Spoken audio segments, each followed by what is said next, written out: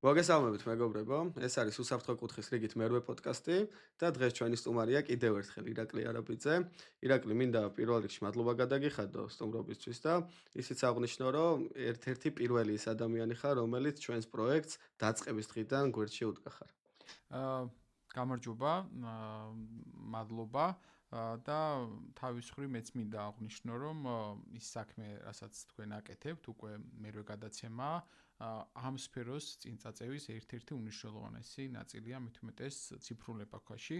ადამიანებისთვის მნიშვნელოვანია არა მხოლოდ რაიმე წაიკითხონ, ან სხვა ადამიანებისგან მიიღონ ინფორმაცია, არამედ ნახონ მათ შორის ინტერნეტ სივრცეში ინფორმაცია, რომელიც უკვე საშუალებას მისცემს სხვადასხვა დროს დაამუშავონ ეს ინფორმაციები. ამიტომ მეც ძალიან დიდი გულშემატკივარი ვარ თქვენი. ძალიან დიდი მადლობა. ირაკლი, შეამჩნევდი ალბათ პირველი გადაცემის შემდეგ. ბევრი რამ არის შეცვლილი, მათ შორის ახალი მიკროფონები, დღევანდელი გადაცემა იქნება შუმის გარეშე. ვფიქრობ, პირველ გადაცემას იდეალურობამდე ეგ აკლდა ზუსტად ხმის ხარისხი და ყავს პარტნიორი Save Pro. ეს არის პირველი ქართული შრომის უსაფრთხოების სოფტი, რომელიც შრომის უსაფრთხოების სისტემის დანერგვის ეტაპზე ეხმარება სპეციალისტებს და ორგანიზაციებს ერთ სივრცეში მიიღონ ყველა ის საჭირო მოწყობილობა, რომელიც საჭიროა სისტემის დანერგვის ეტაპზე და უკვე შემდგომ. Save Pro ეხმარება აბსოლუტურად ყველა დამწყებ თუ გამოცდილ სპეციალისტს. გვაინტერესებს თუ იცი Save Pro-ს შესახებ, თუ გქონია რაიმე შეხება მასზე და ზოგადად რა აზრზე ხარ 21 საუკუნის ამ ძალიან დიდ მონაპოვარზე, რასაც ქვია სოფტი და ონლაინ პროგრამები.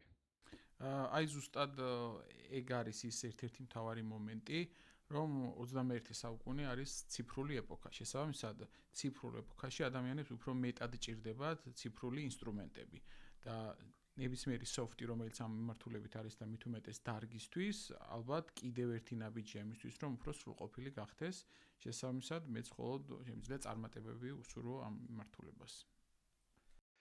ეხლა გადავიდეთ უშუალოდ იმ თემაზე, რისთვისაც ვართ დღეს შეკრებილები, ეს არის შრომის უსაფრთხოების სპეციალისტის აკრედიტებული პროგრამა, გაზაფხულის მოსვლასთან ერთად იწყება ის სიებცხელება, რასაც ქვია სერტიფიკატის დაცვა. რომელთა დაკავშირებითაც ძალიან ბევრი კითხვა არის დაგროვებული, იგივე შრომის უსაფრთხოების ჯგუფშიც, ჩვენი გადაცემის გვერდზეც და მათ შორის კომენტარებშიც, მათ შორის შენს მიერ დადებულ ვიდეოსაც ძალიან ბევრი კითხვა მოყვა, მიუხედავად იმისა, რომ ძალიან ამომწურავად ისაუბრე ყველაფერზე, თუ რას აპირებ ევროპული ცენტრით, შრომის უსაფრთხოების ევროპული ცენტრით, მაგრამ კიდევ ერთხელ თვლით ვალდებულად თავს საზოგადოების ინტერესიდან გამომდინარე, რომ ამ თემასთან დაკავშირებით კიდევ ერთხელ ჩაგეკითხოთ. როგორ უნდა გავიდეთ გამოცდაზე, შეიცვალა თუ არა შრომის ინსპექციის სამსახურთან კომუნიკაციის წესი და იგივე, რა თქმა უნდა, საგამოცდო ცენტრსაც ეხება, რა არის ამ კუთხით სიახლე, რა დარჩა ძველი და გავაგებინოთ ჩვენს მაყურებელს, სპეციალისტებს, როგორ უნდა მივიდნენ გამოცდამდე. კი, ესე იგი, ორი ეტაპია გასავლელი და ამ ეტაპების სწორად დაცვას თანმიმდევრობის აქვს ძალიან დიდი მნიშვნელობა.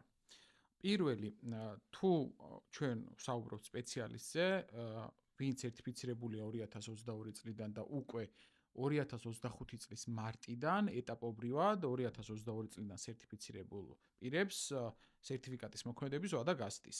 რაც ნიშნავს იმას, რომ უნდა მიმართონ ჯერ შრომის ინსპექციის სამსახურს, რათა მიიღონ ნებართვა გამოცდაზე გასვლის და შემდგომ საგამოცდო ცენტრს. პროცედურა არის შემდეგი. განცხადებით უნდა მიმართოს, დაწეროს განცხადება შრომის ინსპექციის სამსახურის ხელმძღვანელს, სპეციალისტის სახელი გვარი პირობითად ირაკლი არაბიძის განცხადება, გაცნობებთ, რომ 2022 წლის აი ამ და ამ თარიღიდან ვფლობ შრომის უსაფრთხოების სპეციალისტის სერტიფიკატს, მეწურება ვადა და გთხოვთ, დამრთოთ ნება, მოვახდინოთ ჩემი სერტიფიკატის ვადის განახლება და გავიდე გამოცდაზე. მაგრამ აქ მნიშვნელოვანი დეტალი არის, რომ უნდა მიუთითოს რა მიმართულებით სურს, სრული პროგრამის მიმართულებით, სპეციალური პროგრამის მიმართულებით თუ მსუბუქ და დაბალ რისკის სექტორზე.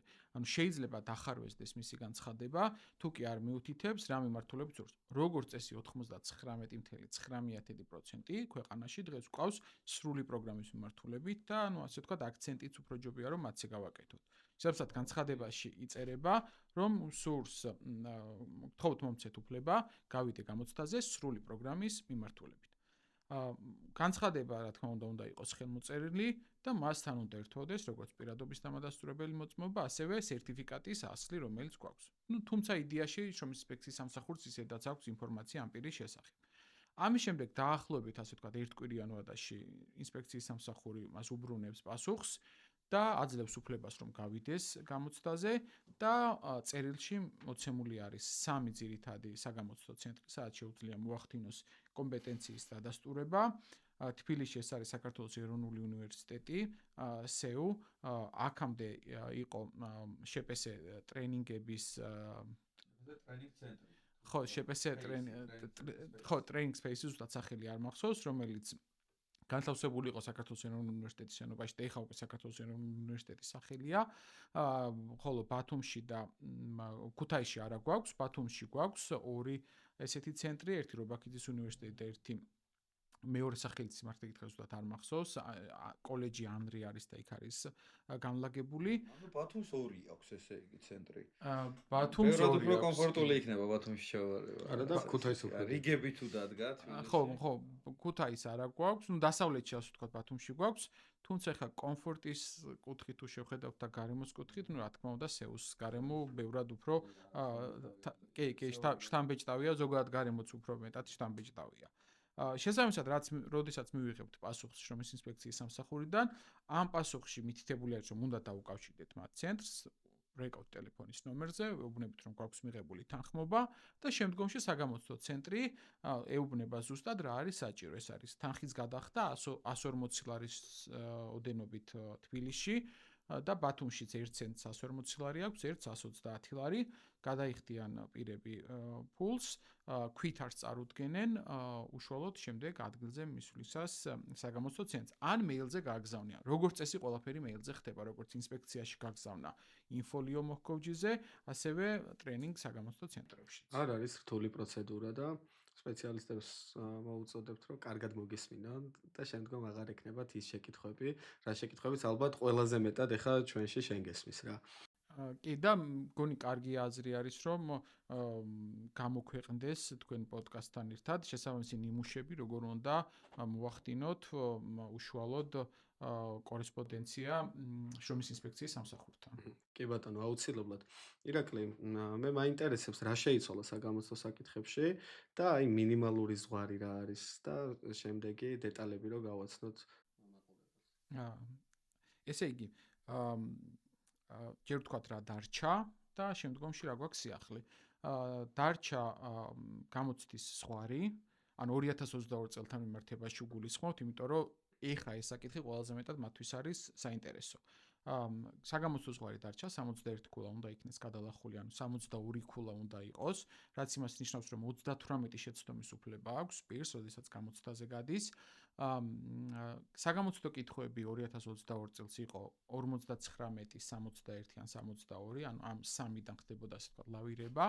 დღეისათვის საგამოცდო ტესტები როგორც წესი არის 65 კითხვიანი, საიდანაც შესაძლებლობა აქვს მსმენელს რომ დააგროვოს 100 ქულა.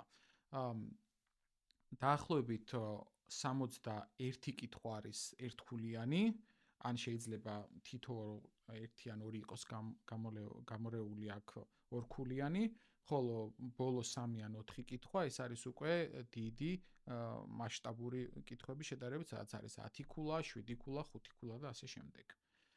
ეს არის ასე ვთქვათ ტექნიკური სხვაობები ქულების თვალსაზრისით და შემდგომი სხვაობა არის უკვე უშუალოდ საკითხებთან მიმართებაში, ვინაიდან მოხდა რაღაც ერთგვარი გადალაგება საკითხების.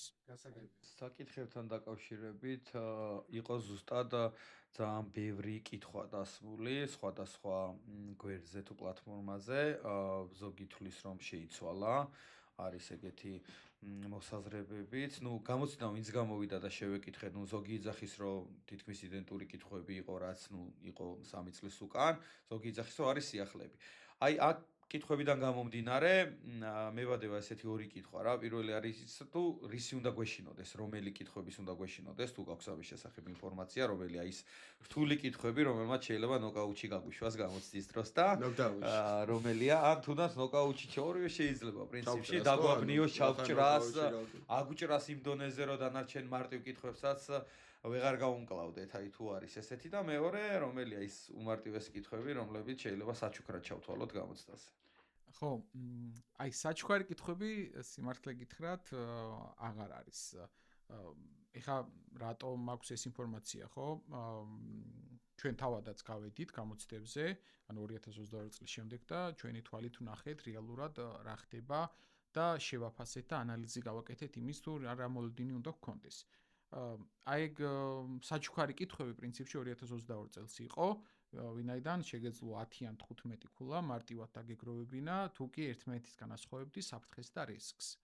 თუ ვერ ასხვავებდი, უბრალოდ შეგეძლო დაგეზეპირებინა, ვინაიდან სულ 60 კითხვა იყო მსგავსი და 60-დან გვხდებოდა 5-ან 10 და ზუსტად იცოდი, რაზე შემოგეხაზა საფრთხე, რაზე რისკი და ასე შემდეგ. ბოლოს მაინც ჩაიჭრებოდი თუ თუ მაგასაც ვერ ახერხებდი, ხო, სახში უნდა წასულიყავ. ხო, ნუ ეხლა შრომის საფრთხეებაში საფრთხეს თუ და რისკს ერთმანეთისგან ვერ ასხვავებ და მით უმეტეს ვერ იზეპირებ, სხვა მიმართულებით ჯობია ალბათ რომ სცადო. ესეთი საჩუქარი კითხვები პრინციპში აღარ არის, თუმცა ყველაზე უფრო მეტად რაზეც შეიძლება ვთქვათ, რომ არის საჩუქარი კითხვა, არის ის, რომ თუ კარგად იცის შრომის საფრთხეების ორგანული კანონი, საშუალება გაქვს, რომ 1-დან 10 კითხვამდე ნახევარზე მეტს გასცეს სწორად პასუხი. შესაბამისად, შრომის საფრთხეების ორგანული კანონი არის ის, რაც გაძლევს საშუალებას, რომ არა მხოლოდ ტესტი ჩააბარო წარმატებით, არამედ კონკრეტულ კითხვებზე დარწმუნებით იცოდე წინასწარ, რომ გეცოდინება სწორი პასუხი. ირაკლი, აი პირადი გამოცდილებიდან როგორ შეაფასებდი? გართულდა ხო 2022 წელთან შედარებით 2025 წელს აღნიშნული გამოცდა? პირადი გამოცდილებიდან შემიძლია გითხრათ, რომ გართულდა, აი ერთ მაგალითს გეტყვი და მიხვდებით რა, ყველაზე კარგად ალბათ ეს მაგალითი ახსნის. სიმულაციური საგამოცდო სისტემა იცით, ხო? სიმულაციურ საგამოცდო სისტემაში ყოველთვის ვეუბნებოდით ხოლმე ჩვენს მსმენელებს. სიმულაციურში თუ აიღებ 82 ქულას, მაშინ ჩააბარებ რეალურ გამოცდას. ანუ დაახლოებით 20 ქულა არის ის სირთულე სიმულაციურთან და მიმართებაში რეალური გამოცდა. დღეის მდგომარეობით დაახლოებით 95 ქულას თუ აიღებ სიმულაციურში, ეგ ნიშნავს, რომ რეალურ გამოცდას აბარებ. უბრალოდ მთავარი კარგი და მე რასაც ვემხრობი არის ის, რომ ეს ყველაფერი გართულდა იმის ფონზე, რომ ადამიანს უფრო მეტად მოეთხოვება ლოგიკური აზროვნების უნარი. ანუ 40 ქულა დაახლოებით უნდა დააგროვო იმით, რომ იფიქრო. რა არის ღონისძიება, უნდა იფიქრო, უნდა მიხვდე, რომ საგანგებო სიტუაციის წარმოქმნის დროს არის თელი რიგი პროცედურები და ბოლო პროცედურაა გაქცევა და სახლში წასვლა და ტელევიზორის ჩართვა. შესაბამისად, თუ შემოხაზავ პასუხს, რომელიც არის სახლში წასვლა და ტელევიზორის ჩართვა, უტრირებ ეხა დაახლოებით ესეა, მაშინ უკვე უნდა იფიქრო, რომ ზოგადად ეს სფეროც არ არის შენი. ჩემი გადმოსახედიდან სირთულე არის იმ კუთხითაც, რომ ადამიანები მიჩვეულნი არ არიან იმ ტიპის კითხვებზე პასუხის გაცემაც, რა კითხვებიც ეხა შემოვიდა. მაგალითად, ეხლა უკვე თითქმის საერთოდ არის ამოღებული კითხვები, რომელიც შეეხება რა არის საფრთხე და რა არის რისკი და ის ჩაანაცვლა მიმართულება, რომელიც არის რისკის კონტროლებში, იერარქია, მეორე, მესამე საფეხური, პირველი, მეოთხე ან მეხუთე. თუ ღონისძიებების იერარქია გამოდის, ესე იგი, ასპარეზზე, ხო? კი, თუ იცი საკონტროლო კი, დაღმავოთ. სხვა შორის რამდენიმე კითხვაში პირდაპირ არის მითითებული მწვერვალიდან, ზემოდან, ქვემოთ დაღმავალი მიმართულებით. თუ კი პრინციპში იცი რისკების შეფასების წესი და იცი იერარქია, დაახლოებით 20 ქულა გაქვს გარანტირებული. აი ეგ შეიძლება ვთქვა, უბრალოდ ამ ყველაფერს უნდა მიხვდე ლოგიკურად. ანუ როგორ არის ახლა რა დასკვნაც გამოვიტანე, თუ გაქვს გამოცდილება, სამუშაო პრაქტიკა და ლოგიკურად აზროვნების უნარი, პრინციპში არც არაფერს გეშინია, ხო? გადიხარ გამოცდაზე აბარე. ჩემი აზრით, ადამიანი, რომელსაც ლოგიკურად აზროვნება შეუძლია, ეხლა უფრო ბევრად მარტივად ჩააბარებს, ვიდრე მაშინ. უბრალოდ სტილი რომ შეიცვალა კითხვების, ამ სტილზე 3 წლის წინ ჩაბარებულ ადამიანს არ აქვს სატრენინგო ცენტრში ნამუშევარი. ანუ არ იცის და მსგავსი მაგალითები არ გაუკეთებია. შესაბამისად, ეს არის ყველაზე მეტი სირთულე ამ მიმართულებით, რა. თუმცა აი კულუარებიდან მომივიდა რაღაცა ინფორმაციები და ესეც რო არ შეგეკითხო უბრალოდ თავისუფლებას ვერ მივცემ რომ ნუ გამოცილი ადამიანებიც ჩაჭრილა თურმე ახლა მეორე საკითხია რა მოხდა მაგრამ ვერ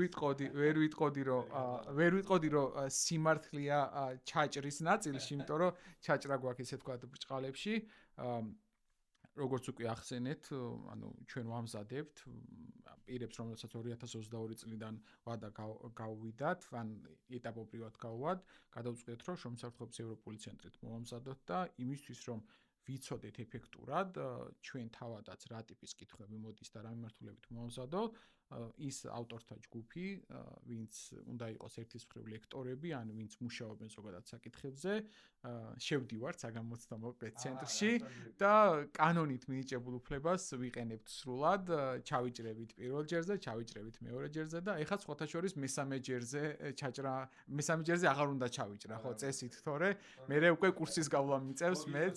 ხო, ანუ მე ჩემი სამი უკვე უნდა ამოვწურო, მე ჩემი სამი უკვე უნდა ამოვწურო და 3 ადამიანს თუ 4 ადამიანს კიდე იქნება ამოსავალ. აქვე მინდა აღვნიშნო ის, რომ შრომისაფრთხოების ევროპული ცენტრი 10 მარტს იწყებს თუ სწორედ მახსოვს სწავლებას, გადამზადებას, სპეციალისტების მომზადებას შრომისაფრთხოების გამოცდისთვის და რეგისტრაციებიც მიმდინარეობს დღეს. შესაბამისად, ვისაც გსურთ შრომისაფრთხოების გამოცდისთვის მომზადება კარგ სპეციალისტებთან მიმართეთ შრომისაფრთხოების ევროპულ ცენტრს. სპეციალისტებთან, რომლებსაც ყველანაირი გამოცდილება აქვთ უკვე მიღებული, როგორც ჩაჭრის, ისე ჩავარების, ეგეც მე მგონი მოქმედებს ამაზე და აი ზუსტად ეგ არის, რომ ჩაჭრილ ადამიანებთან შეძლებენ მომზადებას და ჩაჭრილები 2. სხვათა შორის ეს ექსკლუზიურად გეტყვით, ერთი ადამიანი გვყავს ჩვენ სფეროში, რომელსაც არ უყვარს ხოლმე თავის თავზე ბევრი საუბარი, ერთ-ერთი ჩვენი ლექტორი იქნება ადამიანი, მისი თანხმობის გარეშე ცხადია მის სახელს ეხა ჩვენ აქ ვერ გავაჟღერებთ, ვინც არის უშუალოდ შრომისაფრთხოების ორგანული კანონის ავტორი, შესაბამისად ერთ-ერთი ეს ბენეფიტი გვაქვს რეალურად. ირაკლი, ესე ექსკლუზიურად უსაფრთხო კუთხისთვის რო გითხრა, რაიმე ისეთი შეკითხვა არის, რაც აუცილებლად უნდა მოვიდეს გამოცდაზე. კი, არის ეგეთი შეკითხვა. მას შემდეგ რაც ძალაში შევიდა რამდენიმე ახალი ტექნიკური რეგლამენტი, ამ ტექნიკური რეგლამენტებიდან კითხვები არის შეტანილი საგამოცდო სისტემაში და პრინციპში ბოლო 50 პირი დაახლოებით ვინც გავიდა გამოცდაზე და ვისთანაც გვაქვს კომუნიკაცია, თუ რა კითხვები შეხვდა ასე შემდეგ, გვაქვს ინფორმაცია, რომ 590 დადგენილებით დამტკიცებული არის დანართი და ამ დანართში არსებულ მეორე დანართს, ამიქაც არის ერთი დანართი 2 და 3, მეორე დანართი მოიცავს 8 მუხლს, ძალიან მცირეა ნახევარგვერდიანია სულ. ამ 8 მუხლიდან 2 კითხვა აუცილებლად შეხვდებათ, მინიმუმ. ყურადღებით წაიკითხეთ, მეგობრებო, აღნიშნული მუხლი დაიზაპირეთ. ნაჩუქარი 2 ქულაა, ხო, როგორც ჩვენ. ქულა ჩვენი გადაცემის მაყურებლებისთვის. კი ბატონო. სავარაუდოდ ასევე დიდი აქცენტი იქნება გაკეთებული თავად რისკების შეფასების წესზე. შესაბამისად, რისკების შეფასების წესის ცოდნა, მხოლოდ წესის ცოდნა, ყოველგვარი ლოგიკის განვითარების გარეშე, დაახლოებით 5 ქულას მოუტანს სპეციალისტს. და იერარქიებიც რა თქმა უნდა. ნუ იერარქია ალბათ დაახლოებით 10-დან 15 ქულამდეა. მაგრამ ყოფილი, ანუ რისკის შეფასების წესი თუ იცი?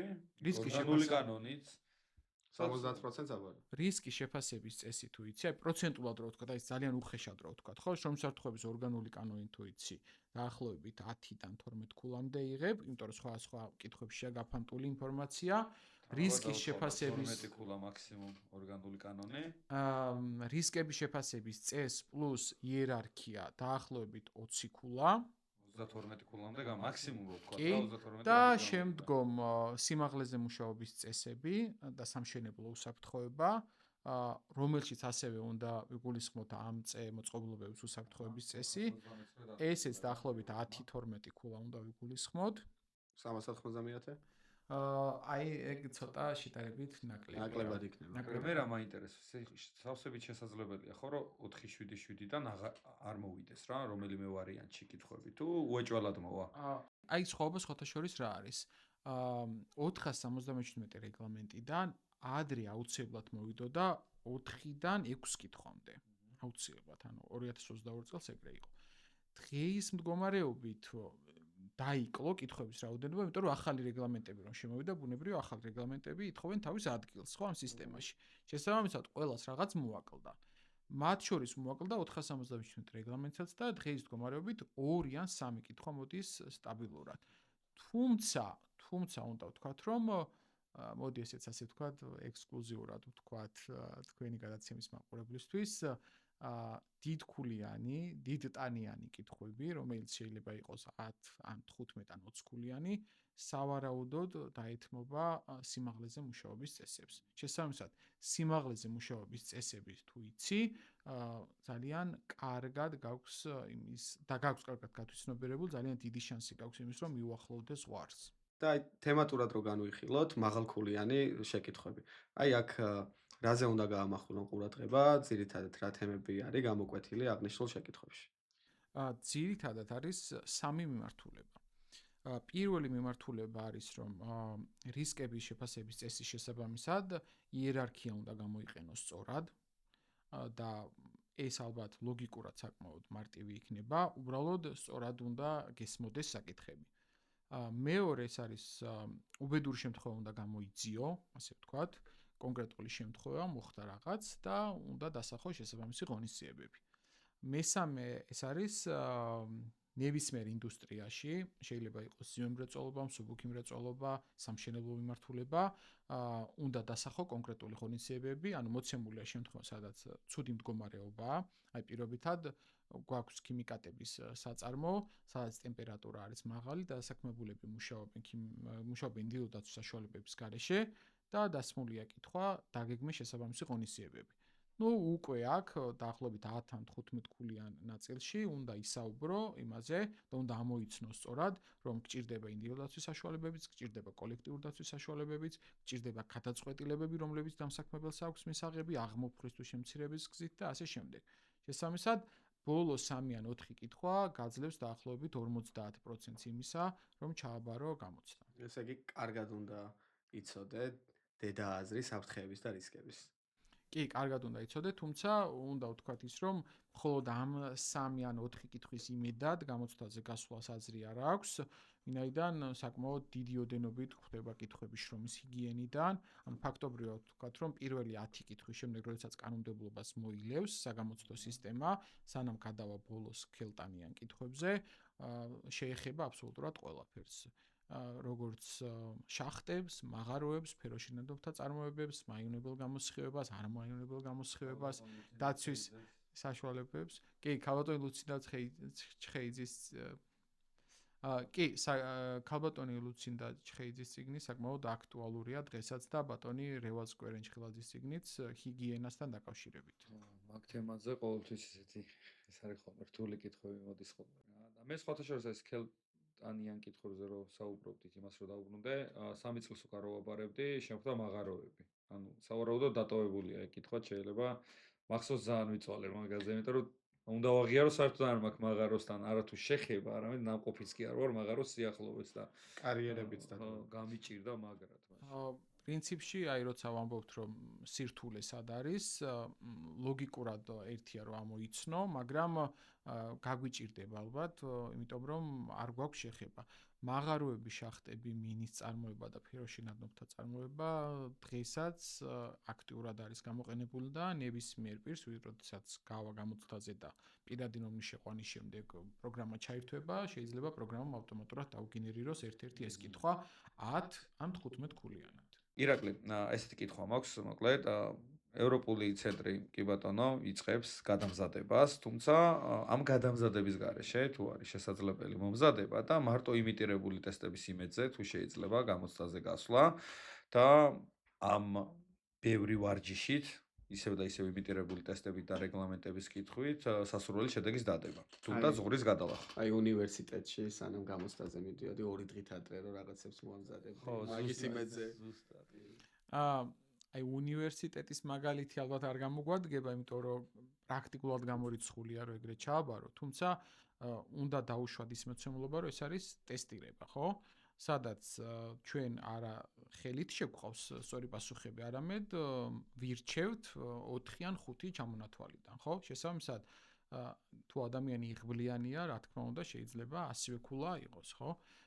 თუმცა ინდივიდუალურია მაინც ის, ვინ როგორ მოემზადება. ზოგს ურჩევნია, რომ პირადად მოემზადოს, წაიკითხოს, გაიაზროს და შემდგომში უკვე გავიდეს გამოცდაზე, რომ ნებისმიერი სირთულისთვის მზად არის, ან მეორე ურჩევნია, რომ დაამუშავოს საგამოცდო ცენტრში ის საკითხები, რაც შეიძლება მოვიდეს და უბრალოდ მიდგომები, როგორც მინიმუმ მიდგომები იცოდეს, როგორ უნდა ამოუხსნა ესა თუ ის მაგალითი, ხო, ხა ცხადია არავინ არ იცის ყველა კითხვა თავისი სწორი პასუხით. ინდივიდუალურია ეს მიმართულებაც, ვინ როგორ დაამუშავებს. მაგალითად 2022 წელს ჩვენ რომ დავთვალეთ, დაახლოებით 6000 ფურცელი უნდა წაგეკითხა იმისთვის, რომ ყველაფერი გცოდნოდა. ცხადია ეს ცოტა утоპია, 6000 ფურცელი წაიკითხო და შემდგომში უკვე ყველაფერი კარგად იცოდე, ხო, მით უმეტეს ზოგიერთი სექტორი. შესაბამისად, აქ ალბათ ადამიანებს ურჩევდით რას, რომ ნუ იქნებიან მხოლოდ იმის იმედად, რომ სიმულაციურ ტესტებს დაამუშავებენ და შეხვდებათ ისეთივე საკითხები. დაახლოებით 10 ან 15% შეიძლება განმეორდეს კითხვების სიმულაციის რეალურ გამოცდაში. და საბოლოოდ ირაკლი, რომ შევაჯამოთ ძალიან ისეთ მარტივ და ლაკონურ შეკითხვას დაგისვენ. უნდა გვეშინოდეს ამ გამოცდის, უნდა უფრთხოდეთ ამ ყველაფერს თუ არა? არ უნდა გვეშინოდეს, ეხლამდელი სისტემა ბევრად უფრო მოქნილია, ჩემი აზრით, იმისთვის, რომ ჩააბარო გამოცდა. თავარი არის კითხვების არსს მიხვდეს სწორად.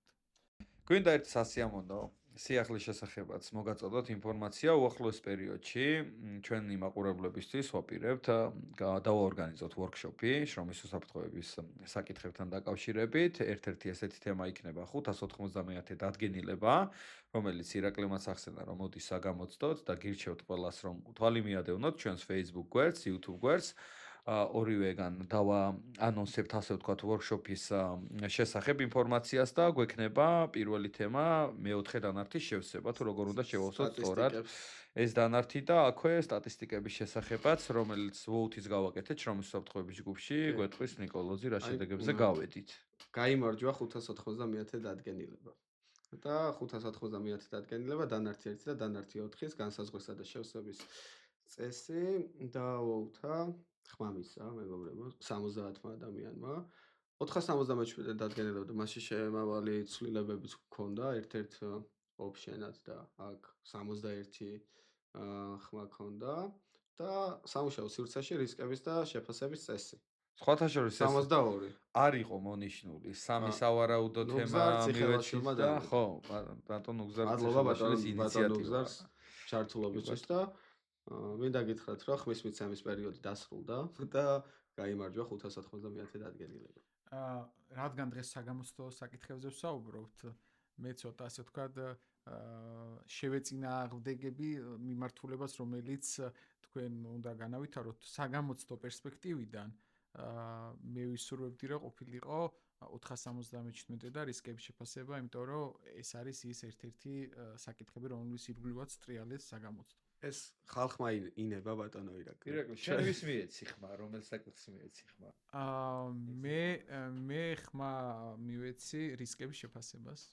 რისკების შეფასებას. არა, აუცილებლად გავაკეთებთ რისკების შეფასებაზეც და 477-ზეც. უბრალოდ პირველი ვორქშოპი იქნება 591 დადგენილების დანართი 1 და დანართი 4-ის განსაზღვრისა და შევსების წესზე.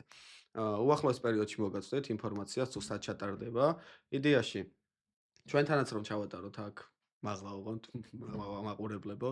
შეგვიძლია, მაგრამ აქ ალბათ 20-25 ადამიანი თუ დაეტევა რა და ნახოთ სარეგისტრაციო ფორმას დავდებთ აუცილებლად მომავალ კვირას და დაინტერესებიდან გამომდინარე თუ იქნება დაინტერესება 50, 60, 70 ადამიანის და თუნდაც 100 ადამიანის არის საშუალება მაგის. აუცილებლად ავიღებთ შესაბამის სივრცეს, სადაც ყველა კარგად დაეტევა. კომფორტულად კიდევ და ჩემს სივრცეში იმას პინძლებთ მაშინ. შვენიერი ინიციატივა. მოგვიგვარებია, მოკლედ. მოვიყენებთ, ესე იგი. მოგვიგვარებია. შვენიერი ექსკლუზივები და საჩუქრები მივიღეთ და ხშირად დაგპატიჟებთ მაშინ. და დასასრულს მინდა რომ კიდევ ერთხელ მადლობა გადაგიხადო სტუმრობისთვის და სტატისტიკურად მინდა ერთი რამ აღვნიშნო მაყურებლებისთვის, რომ 75% მაყურებლების ჩვენი გამომწერი არ არის და პროექტის განვითარებისთვის ძალიან საჭიროა თქვენი გვერდში დგომა, აუცილებლად გამოიწერეთ უსაფრთხო კუთხის არხი, გააქტიურეთ ზარისხილაკი. ჩვენ მრავალი კარგი სიახლით დაგიბრუნდებით სამომავლოდ.